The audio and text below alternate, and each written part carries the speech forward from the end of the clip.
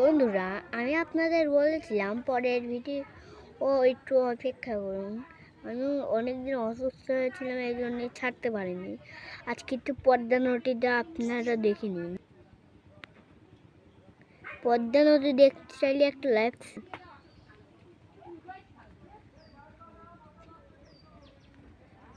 পদ্মা নদী আপনারা কদিন ধরে আমাকে বলছিলেন ভাই আপনাদের ওই সেই নৌকাটা আমাদের নিয়ে যাওয়া দেখা। আজকে একটু দেখুন কত ধরে যায় আর কত দেখতে তো পাচ্ছেন। আজকে একটা জায়গায় বসে আছি, আপনারা তো আপনাকে দেখতেই পাচ্ছেন।